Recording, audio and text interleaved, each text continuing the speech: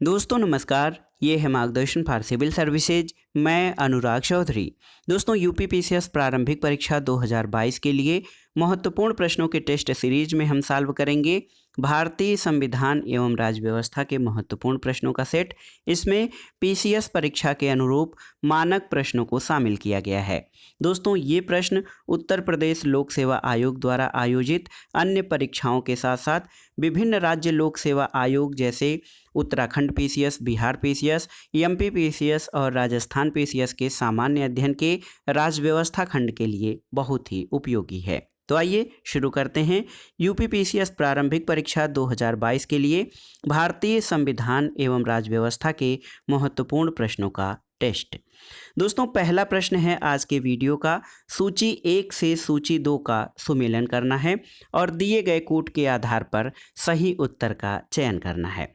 यहाँ पर देखिए दोस्तों, अनुच्छेद 16(2), अनुच्छेद 16(2) का संबंध किससे है? तो आप देख सकते हैं अनुच्छेद 16(2) किसी भी व्यक्ति के साथ उसके वंश, धर्म अथवा जाति के आधार पर सार्वजनिक नियुक्ति यानी सरकारी सेवाओं के मामले में भेदभाव नहीं किया जा सकता।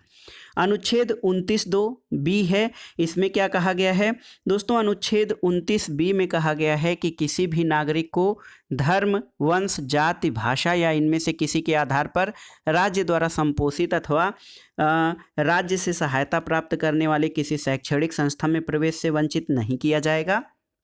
इसके अलावा अनुच्छेद 30(1), अनुच्छेद 30(1) जो है ये वर्णित करता है कि सभी अल्पसंख्यकों को चाहे वे धर्म के आधार पर हों या भाषा के आधार पर अपनी पसंद की शैक्षणिक संस्था स्थापित करने और उन्हें संचालित करने का मौलिक अधिकार होगा। और देखिए अनुच्छेद 31(1) में क्या कहा गया है? तो इसमें कहा गया है कि किसी भी व्यक्ति को कानून के प्राधिकार के सिवाय उसकी संपत्ति से वंचित नहीं किया जा सकता है। तो इसका सही सुमेलन हो जाएगा ए का दूसरा, बी का चौथा, सी का तीसरा और डी का पहला। तो सही उत्तर कौन सा हो जाएगा? ये हो जाएगा ऑप्शन ए दोस्तों, सही कूट। अब इसके बारे में थोड़ा विस्तार से जान लेते हैं। संविधान का अनुच्छेद 16(2) जो है ये सूची 2 के प्रावधान 2 जो हैं, अनुच्छेद 29(2) प्रावधान 4 और अनुच्छेद 30(1) प्रावधान 3 से संबंधित है। इसमें जो हमने मिलान किया है, अनुच्छेद 31(1) का संबंध मूल संविधान में मौलिक अधिकारों के तहत संपत्ति के अधिकार में इसका प्रावधान था कि किसी व्यक्ति को कानून के प्राधिकार के सिवाय उसकी संपत्ति से वंचित नहीं किया जाएगा। लेकिन दोस्तों आप जान सकते हैं कि 44वें संविधान संशोधन 1978 के द्वारा संपत्ति के अधिकार को मौलिक अधिकारों की श्रेणी से हटाकर अनुच्छेद 31 को निरसित कर दिया गया है। और उक्त प्रावधान को आप जानते हैं आपके अनुच्छेद 300 का, जो कि विधि के प्राधिकार के बिना व्यक्तियों को संपत्ति से वंचित न किए जाने के तहत स्थानांतरित कर दिया गया है। तो दोस्तों समुचित विकल्प जो है उत्तर ए होगा, अगर जो इसको अनुच्छेद 31(1) जो है इसको हम निरसित मान लें, क्योंकि अनुच्छेद 31 का जो प्रावधान था वो पहले मूल अधिकार था। अब अनुच्छेद 300 के तहत संपत्ति के अधिकार को विधिक अधिकार कर दिया गया है। तो ये सही सुमेलन हो जाएगा। लेकिन ऑप्शन जो डी है अनुच्छेद 31(a), इसमें अब कानून के प्राधिकार के सिवाय उसकी संपत्ति से वंचित नहीं किया जाएगा, ये प्रावधान अब जो है संविधान के 44वें संविधान संशोधन 1978 के द्वारा इसको निरसित करके संपत्ति के अधिकार को मौलिक अधिकारों की श्रेणी से हटाकर विधिक अधिकार कर दिया गया है। अगला प्रश्न है, भारत के संविधान के अनुसार निम्नलिखित में से कौन सा देश के शासन के लिए आधारभूत है? ऑप्शन है मूल अधिकार, मूल कर्तव्य, राज्य के नीति निर्देशक तत्व या मूल अधिकार और मूल कर्तव्य। तो सही उत्तर है ऑप्शन सी, राज्य के नीति निर्देशक तत्व। दोस्तों नीति निर्देशक तत्वों का वर्णन संविधान के भाग 4 में अनुच्छेद 36 से अनुच्छेद 51 तक किया गया है। और इसके तहत अनुच्छेद 37 में कहा गया है कि इस भाग में अंतर्विष्ट उपबंध किसी न्यायालय द्वारा प्रवर्तनीय नहीं होंगे, लेकिन फिर भी इसमें अधिकथित तत्व देश के शासन में मूलभूत हैं और विधि बनाने में इन तत्वों को लागू करना राज्य का कर्तव्य होगा। तो याद रखिएगा दोस्तों, भारतीय संविधान के अनुसार राज्य के नीति निर्देशक तत्व राज्य के या देश के शासन के लिए आधारभूत हैं। अगले प्रश्न पर आते हैं दोस्तों। समान कार्य के लिए समान वेतन भारत के संविधान में सुनिश्चित किया गया है, जो क्या है? मूल अधिकार है, राज्य का नीति निर्देशक सिद्धांतों का भाग है, मौलिक कर्तव्य है या आर्थिक अधिकार है? तो सही उत्तर ऑप्शन बी हो जाएगा आपका, राज्य का नीति निर्देशक सिद्धांतों का अंग है। दोस्तों, राज्य के नीति निर्देशक तत्वों के अंतर्गत अनुच्छेद 39 डी में कहा गया है कि पुरुषों और स्त्रियों को समान कार्य के लिए समान वेतन दिया जाना चाहिए। अगला प्रश्न है, भारत के संविधान के संदर्भ में निम्नलिखित कथनों पर विचार कीजिए।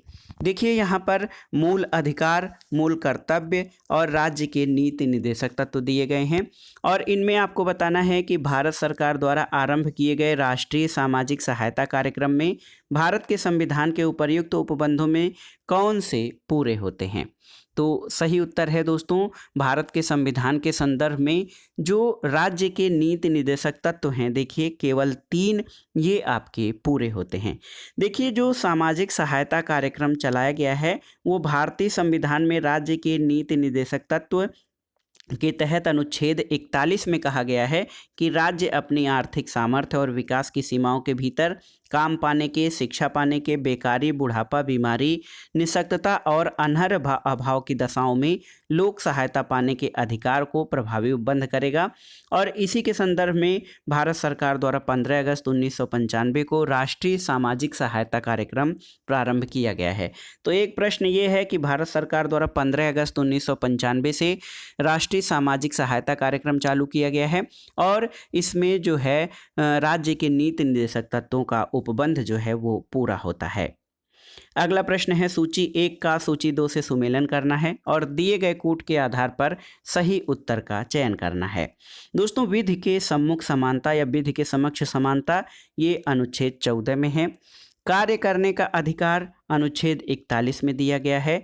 कार्य के लिए सही और मानवीय स्थितियाँ ये आपका अनुच्छेद 42 में वर्णित है और बच्चों के लिए मुफ्त और अनिवार्य शिक्षा अनुच्छेद 45 में वर्णित है।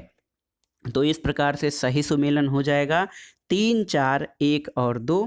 तो 3, 4, 1 और 2 आपका ऑप्शन बी सही उत्तर हो जाएगा, 3, 4, 1 और 2। अगर जो हम इस प्रश्न की व्याख्या देखें तो संविधान के अनुच्छेद 14 के तहत विधि के समक्ष समता, अनुच्छेद 41 के तहत कार्य करने का अधिकार और अनुच्छेद 42 में क्या है, कार्य करने के लिए सही और मानवीय स्थितियां हैं। दोस्तों, बच्चों के लिए निःशुल्क शिक्षा और अनिवार्य शिक्षा का उपबंध पहले नीति निर्देशक तत्वों के तहत अनुच्छेद 45 में था, लेकिन 86वें संविधान संशोधन अधिनियम 2002 के द्वारा इसके लिए एक नया अनुच्छेद 21A कर दिया गया है और इसे मूल अधिकारों में शामिल कर लिया गया है और अनुच्छेद 45 में इसके स्थान पर शैशव पूर्व देखभाल और 6 वर्ष से नीचे की आयु के बालकों को शिक्षा हेतु व्यवस्था का प्रावधान किया गया है। तो अब दोस्तों, निःशुल्क और अनिवार्य शिक्षा का अधिकार अनुच्छेद 21 क के तहत मूल अधिकार हो गया है और अब जो ये है अनुच्छेद 45 जिसके तहत पहले बच्चों के लिए मुफ्त और अनिवार्य शिक्षा था, इसमें शैशव पूर्व देखभाल और 6 वर्ष के नीचे की आयु के बालकों को शिक्षा हेतु प्रावधान की व्यवस्था कर दी गई है। अगला प्रश्न है, भारतीय संविधान के अंतर्गत निम्नलिखित में से कौन सा मूल कर्तव्य नहीं है? पहला है कि लोक चुनाव में मतदान करना, वैज्ञानिक प्रवृत्ति विकसित करना, सार्वजनिक संपत्ति की सुरक्षा करना और संविधान के प्रति निष्ठावान रहना और उसके आदर्शों का सम्मान करना। तो सही उत्तर है लोक चुनाव में मतदान करना। दोस्तों, लोक चुनाव में मतदान करना ये मूल कर्तव्य नहीं है। दोस्तों देखिए, संविधान के मूल कर्तव्यों के अंतर्गत अनुच्छेद 51A(H) में वैज्ञानिक दृष्टिकोण, मानववाद और ज्ञानार्जन और सुधार की भावना विकास करना, अनुच्छेद 51A(1) में सार्वजनिक संपत्ति को सुरक्षित रखने और हिंसा से दूर रखने और इसमें संविधान का पालन करने, उसके आदर्शों, संस्थाओं, राष्ट्रध्वज, राष्ट्रगान का आदर का शामिल किया गया है, लेकिन लोक चुनाव में मतदान करना मूल कर्तव्यों में शामिल नहीं है। अगला प्रश्न दोस्तों कथन और कारण से संबंधित है। कथन है भारत का राष्ट्रपति ब्रिटिश राजा से भिन्न है, ये सही है। कारण है कि भारत के राष्ट्रपति का पद अमेरिका के राष्ट्रपति से मिलता है, तो दोस्तों ये सही नहीं है। तो आप देख सकते हैं ए सही है लेकिन आर गलत है। ऑप्शन सी आपका सही उत्तर हो जाएगा। इसकी व्याख्या देखते हैं। भारत का राष्ट्रपति ब्रिटिश राजा से इस संबंध में भिन्न है कि ब्रिटिश राजा वंशानुगत होता है और भारत का राष्ट्रपति निश्चित पदावधि के लिए निर्वाचित होता है। तो इसलिए ब्रिटेन में राजतंत्र और भारत में गणतंत्र है। दूसरी ओर यद्यपि राष्ट्रपति का नामकरण राज्य के अध्यक्ष के रूप में अमेरिकी राष्ट्रपति के समान है, लेकिन उसके पद के कार्य और शक्तियां राष्ट्रपति जैसी नहीं हैं। तो इस तरह से कारण जो दिया गया है कि भारत के राष्ट्रपति का पद अमेरिका के राष्ट्रपति से मिलता है, ये सही नहीं है। अगला प्रश्न भी दोस्तों कथन कारण से संबंधित है। कथन है कि संघीय कार्यपालिका का मुखिया भारत का राष्ट्रपति होता है। देखिए, संघीय कार्यपालिका का मुखिया भारत का राष्ट्रपति होता है, ये आपका सही है। और राष्ट्रपति की शक्तियों को कोई सीमा नहीं है, ये आपका सही नहीं है। तो सही उत्तर क्या हो जाएगा? ए सही है लेकिन आर गलत है। दोस्तों, जैसा कि आप जानते हैं संघीय कार्यपालिका का मुखिया भारत का राष्ट्रपति होता है, ये सही कथन है, लेकिन कारण गलत है क्योंकि राष्ट्रपति की शक्तियां असीमित नहीं हैं। इनका प्रयोग वह संविधान में निर्धारित सीमाओं के तहत ही कर सकता है। तो ए सही है और आर गलत है। ऑप्शन सी आपका सही उत्तर है। अगला प्रश्न देखिए, भारत के राष्ट्रपति के निर्वाचन से है। इसमें पूछा गया है कि भारत के राष्ट्रपति चुने जाते हैं केवल राज्यसभा के सदस्यों द्वारा, केवल लोकसभा के सदस्यों द्वारा, केवल राज्य की विधानसभाओं और लोकसभा के सदस्यों द्वारा, या फिर राज्यसभा, लोकसभा और राज्यों की विधानसभाओं के निर्वाचित सदस्यों द्वारा। तो सही उत्तर ऑप्शन डी हो जाएगा। दोस्तों, भारतीय संविधान के अनुच्छेद 54 के अनुसार राष्ट्रपति का निर्वाचक एक निर्वाचक मंडल से होता है, जिसमें संसद के दोनों सदनों यानी राज्यसभा और लोकसभा के निर्वाचित सदस्य। इसको हम इसलिए कह रहे हैं क्योंकि राष्ट्रपति के निर्वाचन में जो निर्वाचक मंडल बनता है उसमें राज्यसभा, लोकसभा के निर्वाचित सदस्य और राज्यों की विधानसभाओं के निर्वाचित सदस्य शामिल होते हैं। तो इसमें सही उत्तर हो जाएगा राज्यसभा, लोकसभा और राज्यों की विधानसभाओं के निर्वाचित सदस्य राष्ट्रपति के चुनाव के लिए बनने वाले निर्वाचक मंडल में होते हैं। और 70वें संविधान संशोधन अधिनियम 1992 के द्वारा दोस्तों अनुच्छेद 54 के स्पष्टीकरण के तहत इसमें अनुच्छेद 55 में राज्य के अंतर्गत दिल्ली राष्ट्रीय राजधानी क्षेत्र और पुडुचेरी संघ राज्य क्षेत्र को भी शामिल किया गया है। तो इस तरह दिल्ली और पुडुचेरी की विधानसभाओं के निर्वाचित सदस्य भी राष्ट्रपति के निर्वाचन के लिए निर्वाचक गण में शामिल होते हैं। अगला प्रश्न, एक कंडीशन को इसमें दर्शाया गया है कि यदि भारत में राष्ट्रपति और उपराष्ट्रपति का पद एक ही समय बिंदु पर खाली हो जाता है, जब राष्ट्रपति का पद रिक्त होने पर कोई उपराष्ट्रपति भी न हो, या राष्ट्रपति की अनुपस्थिति में यदि उपराष्ट्रपति उपलब्ध नहीं है, तो राष्ट्रपति का पद अस्थायी तौर पर कार्यवाहक राष्ट्रपति का पद कौन सा अधिकारी धारण करेगा? ऑप्शन है भारत का प्रधानमंत्री, सर्वोच्च न्यायालय का मुख्य न्यायाधीश, लोकसभा का अध्यक्ष या भारत का महान्यायवादी। तो सही उत्तर है ऑप्शन बी, सर्वोच्च न्यायालय का मुख्य न्यायाधीश। दोस्तों देखिए, भारत का जो राष्ट्रपति है उसकी अनुपस्थिति में उपराष्ट्रपति भी नहीं है, तो क्या होता है ऐसी स्थिति में राष्ट्रपति के कृत्यों का निर्वहन सर्वोच्च न्यायालय के मुख्य न्यायाधीश और उनके भी न होने पर सर्वोच्च न्यायालय के वरिष्ठतम न्यायाधीश द्वारा किए जाने का प्रावधान अनुच्छेद 1969 के राष्ट्रपति डिस्चार्ज ऑफ फंक्शंस अधिनियम में किया गया है। तो याद रखिएगा, राष्ट्रपति और उपराष्ट्रपति के न रहने पर राष्ट्रपति पद का दायित्व तो सर्वोच्च न्यायालय के मुख्य न्यायाधीश के पास चला जाता है।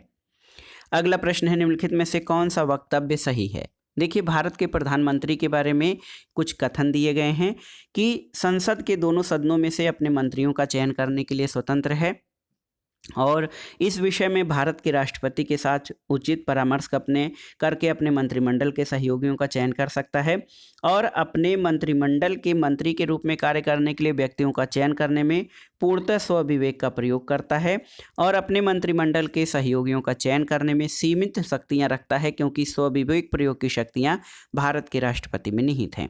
तो दोस्तों, भारत के प्रधानमंत्री के बारे में यहाँ पर जो सही कथन है वो है ऑप्शन सी कि प्रधानमंत्री अपने मंत्रिमंडल में मंत्री के रूप में कार्य करने के लिए व्यक्तियों का चयन करने में पूर्णतः स्वविवेक का प्रयोग करता है।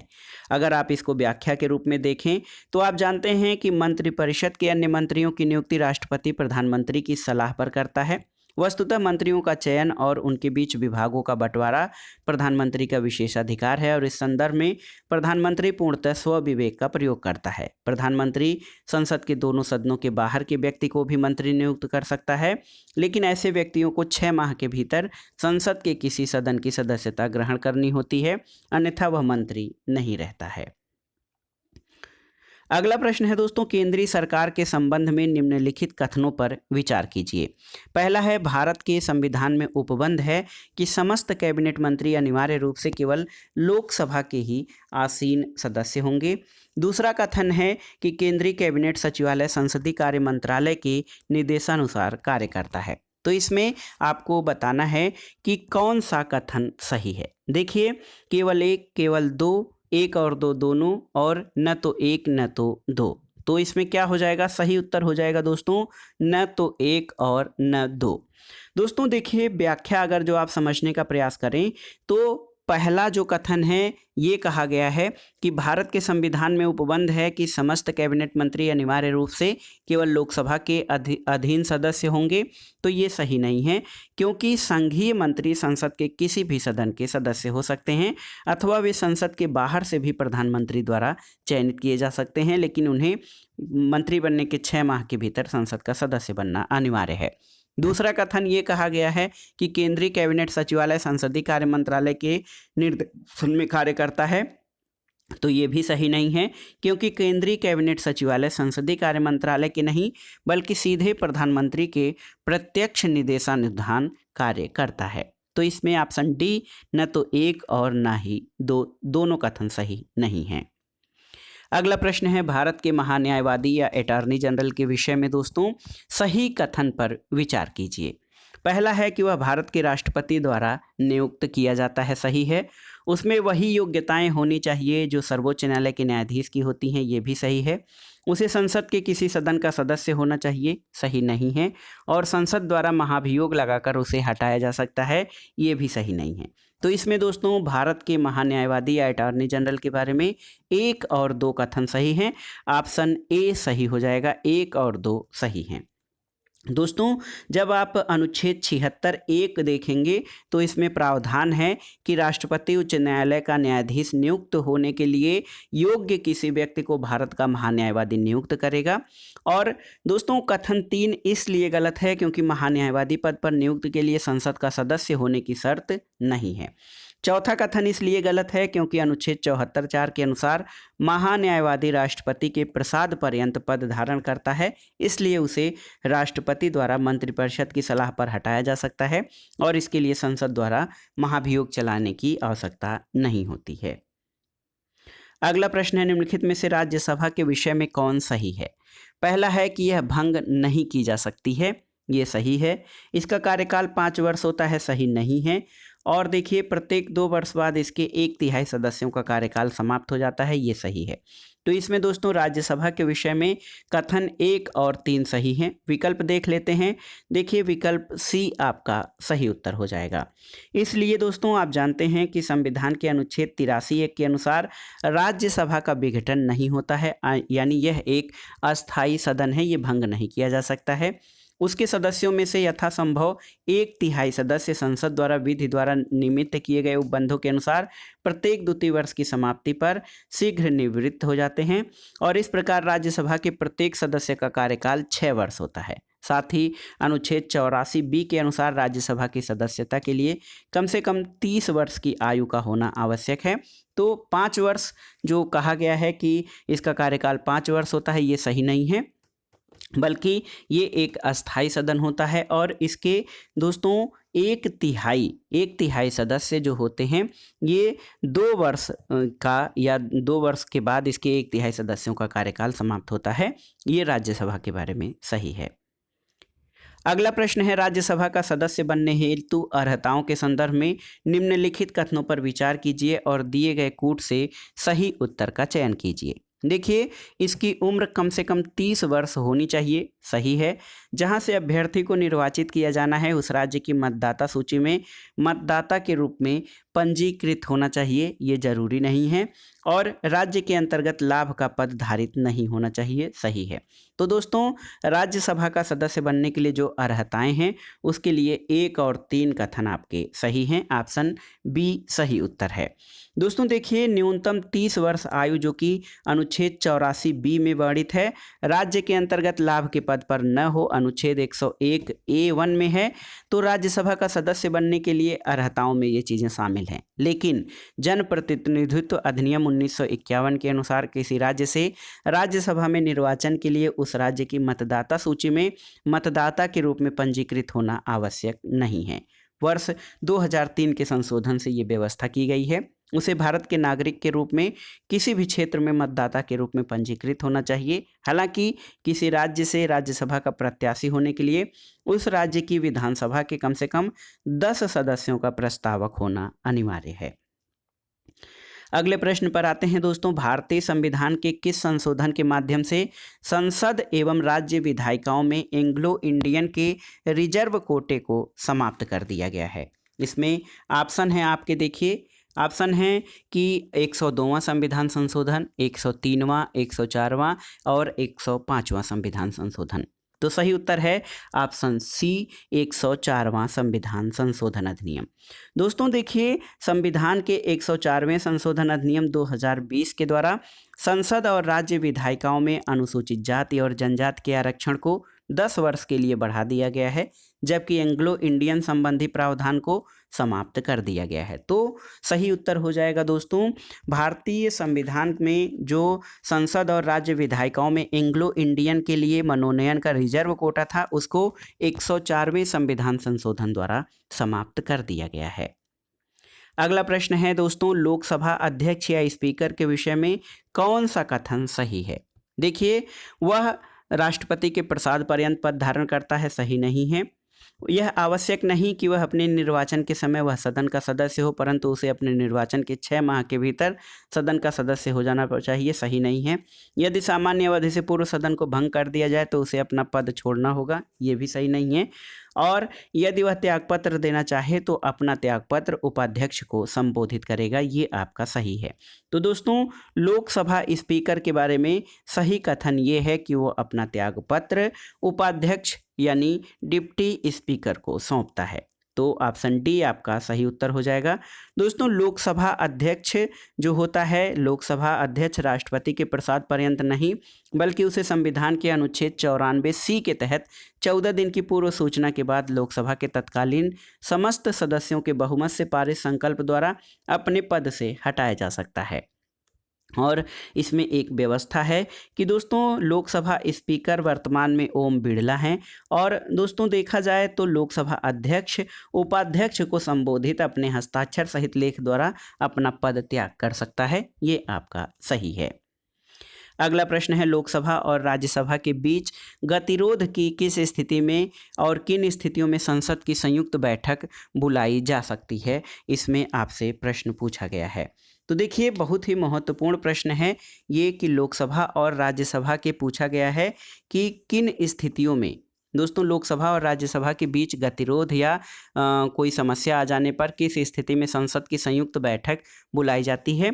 ऑप्शन है साधारण विधि निर्माण पारित करने में, और धन विधेयक को पारित करने की स्थिति में, संविधान संशोधन को पारित करने की स्थिति में। तो यहाँ पर देखिए दोस्तों, लोकसभा और राज्यसभा के बीच गतिरोध अगर जो किसी साधारण विधेयक या साधारण विधि निर्माण को पारित करने की स्थिति में ही संयुक्त बैठक या ज्वाइंट मीटिंग बुलाई जा सकती है। धन विधेयक को पारित करने या संविधान संशोधन विधेयक को पारित करने की स्थिति में नहीं। इसलिए ऑप्शन ए आपका केवल कूट एक सही होगा। अब इसकी व्याख्या में हम समझ लेते हैं दोस्तों, संविधान के अनुच्छेद 108 के तहत किसी साधारण विधेयक पर संसद के दोनों सदनों में गतिरोध की स्थिति, उसे पारित कराने के लिए राष्ट्रपति द्वारा संसद की संयुक्त बैठक बुलाई जा सकती है। और राष्ट्रपति ऐसी बैठक केवल 3 स्थितियों में आहूत कर सकता है। यदि किसी विधेयक को एक सदन के द्वारा पारित किए जाने और दूसरे सदन को पारित किए जाने के बाद दूसरे सदन द्वारा विधेयक को अस्वीकृत कर दिया गया हो, या विधेयक में किए जाने वाले संशोधनों के बारे में दोनों सदन अंतिम रूप से असहमत हो गए हों, और दूसरे सदन को विधेयक प्राप्त होने की तारीख से उसके द्वारा विधेयक पारित किए बिना 6 माह से अधिक समय जो है बीत गया हो। तो संविधान के अनुच्छेद 118 के तहत संसद की संयुक्त बैठक की अध्यक्षता लोकसभा अध्यक्ष या उनकी अनुपस्थिति में संबंधित प्रक्रिया नियमों के तहत निर्धारित व्यक्ति द्वारा की जाती है। दोस्तों, अनुच्छेद 108 के परंतु के अनुसार संसद की संयुक्त बैठक का प्रावधान धन विधेयकों पर लागू नहीं होता है। साथ ही अनुच्छेद 368 के तहत जो संविधान संशोधन विधेयक है उसके लिए भी संयुक्त बैठक बुलाए जाने का कोई प्रावधान नहीं है। राष्ट्रपति और उपराष्ट्रपति के निर्वाचन के संदर्भ में संसद की संयुक्त बैठक जैसी कोई व्यवस्था नहीं है। तो याद रखिएगा, लोकसभा और राज्यसभा के बीच गतिरोध जब होता है तो वो केवल साधारण विधि निर्माण को पारित करने की स्थिति में संयुक्त बैठक बुलाने का प्रावधान है। अगला प्रश्न और इस प्रैक्टिस सेट का आखिरी प्रश्न है, संविधान के किस अनुच्छेद के अंतर्गत न्यायालयों द्वारा संसद की कार्रवाइयों की जांच करना प्रतिबंधित किया गया है? ऑप्शन है आपके अनुच्छेद 127, अनुच्छेद 122, अनुच्छेद 126 या अनुच्छेद 139। तो सही उत्तर है अनुच्छेद 122। ऑप्शन बी आपका सही उत्तर है। दोस्तों, संविधान के अनुच्छेद 122 के तहत न्यायालयों द्वारा संसद की कार्रवाइयों की जांच किया जाना प्रतिबंधित किया गया है। संसद किसी कार्रवाई की विधिमान्यता की प्रक्रिया को किसी अभिकथित अनियमितता के आधार पर प्रश्नगत नहीं किया जाएगा। और दूसरी बात ये कि संसद का कोई अधिकारी या सदस्य जिसमें इस संविधान द्वारा या इसके अधीन संसद में प्रक्रिया या कार्य संचालन का विनियमन करने की अथवा व्यवस्था बनाए रखने की शक्तियां निहित हैं, उन शक्तियों के अपने द्वारा किए गए प्रयोग के विषय में किसी न्यायालय की अधिकारिता के अधीन नहीं होगा। तो याद रखिएगा दोस्तों, संविधान के अनुच्छेद 122 के अंतर्गत न्यायालयों द्वारा संसद की कार्रवाइयों की जांच करना प्रतिबंधित किया गया है। तो ये था आज का प्रैक्टिस सेट यूपीपीसीएस प्रारंभिक परीक्षा 2022 के लिए भारतीय संविधान एवं राज्य व्यवस्था के महत्वपूर्ण प्रश्नों का सेट, जो कि यूपीपीसीएस प्रारंभिक परीक्षा के साथ साथ लोअर पीसीएस, आरओ, एआरओ और अन्य राज्य सेवा आयोग जैसे Uttarakhand PCS, Bihar PCS, Rajasthan, MP PCS आदि के लिए बहुत ही उपयोगी है। आप इन प्रश्नों को तैयार कर लीजिएगा। वीडियो आपको कैसा लगा हमें कमेंट बॉक्स में ज़रूर बताइएगा। वीडियो को लाइक करें, शेयर करें और इस चैनल मार्गदर्शन फॉर सिविल सर्विसेज को सब्सक्राइब करें। वीडियो देखने के लिए धन्यवाद दोस्तों। नमस्कार।